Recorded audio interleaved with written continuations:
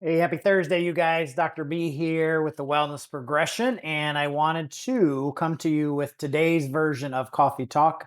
I'm not sure if I've previewed this cup before. I don't even know where we got it, but if you can see that, it says P.S. I love you. And so I'm assuming my lovely bride picked it up somewhere. But today's share, I've had a lot of people, especially in the coaching space, over the last couple of days and also into the last couple of weeks that have asked me a lot of specific questions about kind of why I do what it is that I do. And so I thought that I would go ahead and kind of peel the layers back and kind of give you a little bit of a testament to my story. So and I'll do it in layers so that it doesn't get so long. So I had a normal upbringing as a kid. I grew up in a family with two loving parents. I had a brother who's 2 years older. Well, I have a brother who's 2 years older than me, so he's still around. And we grew up in Selma, Alabama, and rural country home. We moved outside of town, and I grew up doing what a lot of people do back there, a lot of hunting, a lot of fishing, being outdoors, working with my hands, doing things around. I would say it's probably more like a small homestead. It was about 9 acres. And we were truly blessed and didn't know, any different. We came from a blue collar family. And so my parents instilled a strong work ethic in us in the fact that you get what you want. Let me back up. You get what you work for. Nobody's going to give it to you. And so if you're waiting on somebody to give you a handout, you're going to be waiting a long time. And that was kind of the mantra that we were taught. It was roll up our sleeves, put in the time. And if you want to make money, go get a job. And if you're not making enough money at said job, get a different job. But you can also work multiple jobs. And so from a young age, when I got into my teenage years, I spent time working. But let me go back while we do this kind of update. So something happened. So when I was 8 years old, my mom and my dad decided to get divorced. My mom moved away to Louisiana with my brother for the summer to be closer to her sister. And so I stayed with my dad, and my dad was a bleach plant operator for International Paper. And for anybody who doesn't know what that is, they take wood chips, put them into what's called a digester, and break them down into pulp. And then they would bleach it from a brown to a white color, and then take that and then move it on and turn it into paper, finished product. So the paper mill that was close to my house at the time, I'm not sure if it is now, it's called the Riverdale Mill, and they produced over 600 tons of finished product per day, which is huge. And it was a world record at the time. And so it was a big production. So close to where I grew up, all you would hear is log trucks all day long hauling logs to the paper mill. And if you lived in our area, International Paper hired the lion's share. At the time, they had about 1,000 employees. And if you were going to be blue collar and you were going to work, getting a job at International Paper was the thing to do. You would start in the wood yard and then you would work your way up. And my dad was there for at least 35 years, if not close to 40. And so it was a great job.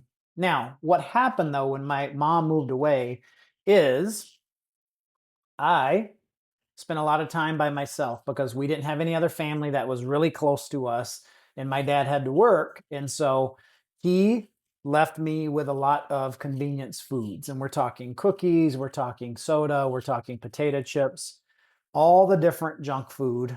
And so by the time I was 10 years old, I wore size 38 in the waist.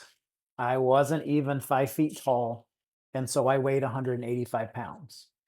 And so I, at the time, was the token kid that was afraid or embarrassed to take his shirt off. I was the overweight child. And I was born in 75. So we're talking like in the early to mid 80s. And so I received a lot of ridicule being the overweight kid. And one of the things that really, really shaped my journey and really, really pierced my heart was, if you remember, back in the day, you would go into the lunchroom and you would take your school pictures, and everybody in the class would be there, the American flags on the corners.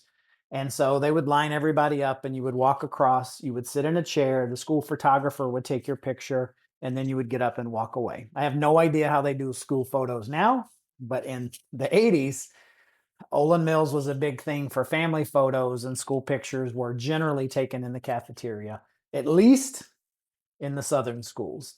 Okay. So maybe that jars a memory. But what happened is I actually went across, I followed the next person. I got right there. I sat down in the chair, looked at the photographer, and he said, "Well, aren't you a little pork chop?" And man, you talk about piercing my soul. I knew that I was a fat kid. I knew that I was overweight. But what he said, and when he said it, not sure if he was trying to be funny, but it cut to the core. And it started this thing in me that I knew, I didn't know why, but I knew that I had to get active. And so I went through this process. And when I'm done with this video, I'll post a picture of when I was that age so that you guys can see. And I'll pick up this story with the next version of Coffee Talk. But it put me on this path because I didn't want people to make fun of me anymore. And I knew that I had to do something. So I had to get busy and I had to change some things. And all I knew at the time, I didn't know anything about nutrition. I just knew that I wanted to start exercising. And if you're in Alabama, there's no pro sports teams. So you like Alabama or you like Auburn.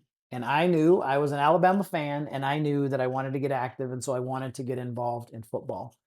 And so into high school, I started playing football. I went out for my first year of football when I was in, I want to say, seventh grade.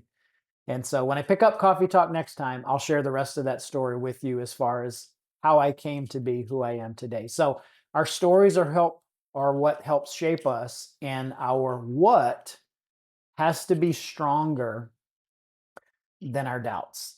And we've got to make a choice, and we've got to roll our sleeves up, and we've got to decide, I'm going this way, and I just need to figure out the correct roadmap to get there. Because what I always say is health is a lifestyle with no finish line. There's always a different level, a higher level, and you're at where you're at based on the knowledge that you have. So the goal is to get busy learning so that you can have a better quality of life. All right. That is Coffee Talk for today. Dr. B, over and out. See you guys soon. Make it a blessed day.